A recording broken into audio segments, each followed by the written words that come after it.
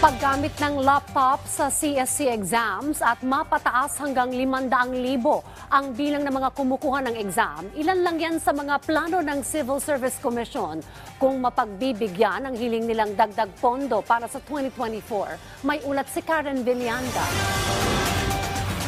Inilatag ng Civil Service Commission ang kanilang mga plano sa pagdinig ng Kamara sa panukalang pondo para sa 2024. Kabilang narito ang paggamit ng laptop sa civil service exam gaya sa bar exams. Target din kasi ng CSC na mapaakyat sa 500,000 ang kukuha ng CSC exam sa susunod na taon.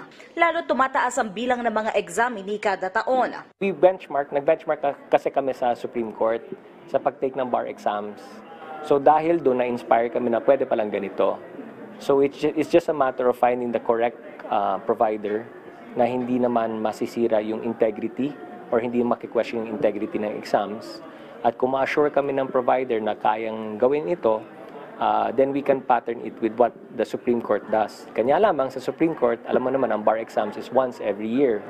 So we need to find a provider that will do it every day, regularly, Monday to Friday. At kung pagbigyan ang kanilang hiling ng 100 milyong pisong karagdagang pondo para sa 2024, target ng CSC na maipatupad ang mga plano sa susunod na taon.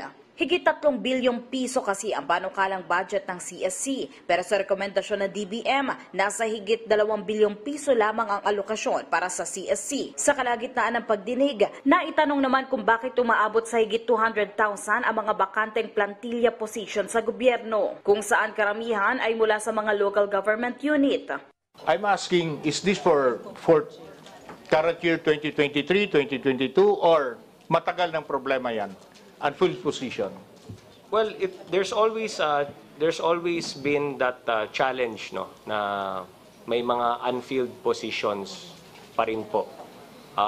Especially during perhaps the change of administration after election, things like that can factor in also po.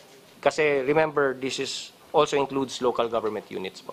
Para masolusyonan ito, plano ng CSC na maglagay ng permanenteng Human Resource Management Officer lalo na sa mga LGU upang maiwasan na ang paiba-ibang HRMO kada magpapalit ng administrasyon o may eleksyon.